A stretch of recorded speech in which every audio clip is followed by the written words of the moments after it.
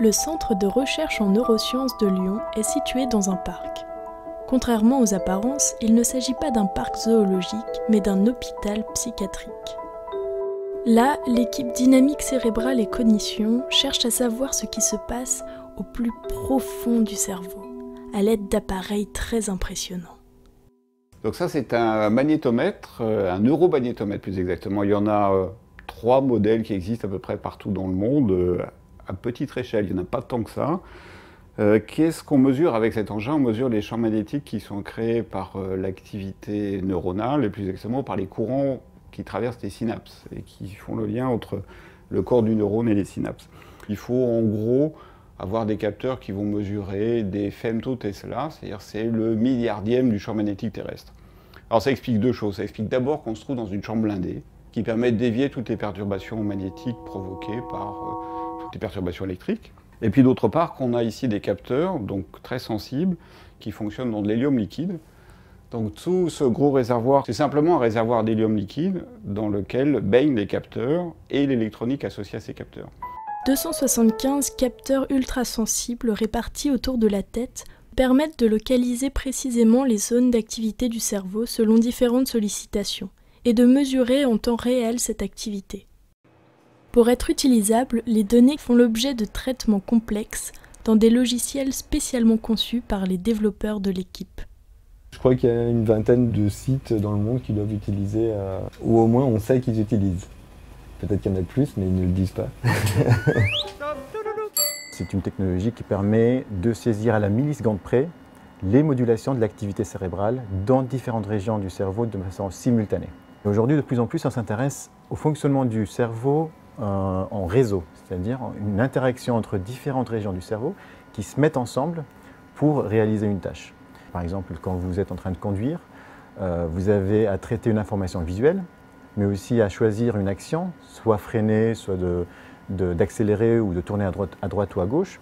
Et donc du coup, il y a un échange d'informations qui doit avoir lieu entre des régions visuelles et des régions motrices, et puis des régions qui sont responsables de prise de décision, par exemple.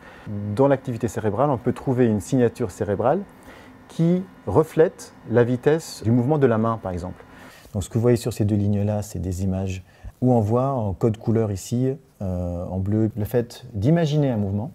Et puis ici, en violet, les régions qui s'activent aussi pendant l'exécution motrice.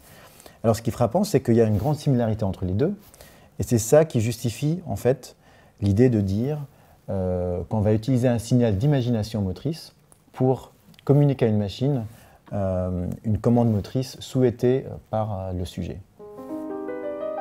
Alors ce décodage de l'intention, il est très important parce que c'est un pilier, c'est une question fondamentale dans un domaine de recherche qui aujourd'hui prend de plus en plus d'importance.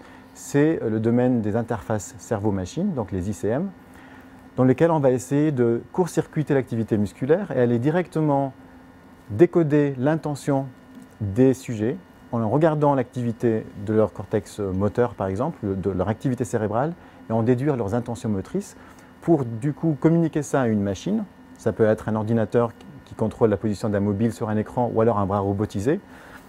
Et du coup, quand on peut communiquer ça à une machine, la machine peut exécuter le mouvement, et là on a une machine qui est contrôlée par le cerveau, donc une interface cerveau-machine, qui, vous imaginez bien, peut avoir beaucoup d'applications utiles dans le cadre, par exemple, de patients à mobilité réduite, des tétraplégiques par exemple. Les applications cerveau-machine ne manquent pas et sont prometteuses. Tenez par exemple le P300 Speller. C'est un protocole qui permet à des patients qui ne peuvent plus communiquer de manière classique de communiquer en utilisant uniquement leur activité cérébrale.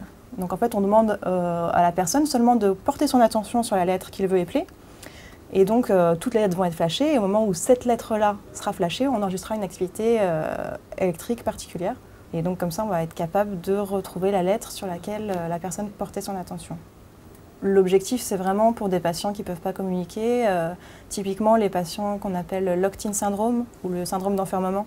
C'est des gens qui sont complètement paralysés à la suite d'un accident vasculaire cérébral ou d'un traumatisme. Et donc pour eux, ça pourrait permettre de remettre en place une forme de communication. C'est fait dans certains hôpitaux, c'est encore à l'essai au niveau de la recherche, mais ça se fait de plus en plus. D'autres pistes qui sont explorées chez nous et ailleurs sont l'application des interfaces cerveau-machine dans le cadre des comas. Mieux définir l'état de conscience du patient, l'état de conscience résiduel du patient. Et ce qu'on peut imaginer avec ces interfaces cerveau-machine, c'est en temps réel être capable d'évaluer cet état, d'affiner cette évaluation, voire même à terme, si on détecte chez certains patients un état de conscience résiduel, établir une interaction avec eux. Et puis, dans ce cas-là, peut-être envisager une communication avec lui grâce à l'interface cerveau-machine. Ça, c'est les équations qu'on essaie de dériver pour ensuite doter la machine de capacités de calcul qui vont permettre de lire l'activité cérébrale, de l'interpréter, voire de s'adapter à ces modifications. Et en fait, en temps réel, on observe pas à pas en fait, des réponses cérébrales.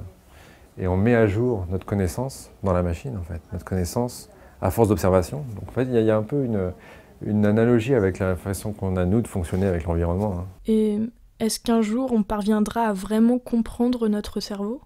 Une phrase d'un penseur, un scientifique américain, Lyle Watson, qui a une fois dit « Si notre cerveau était assez simple pour nous, pour qu'on puisse arriver à le comprendre, et ben, du coup, nous, on serait tellement simple qu'on en serait incapable. » Voilà.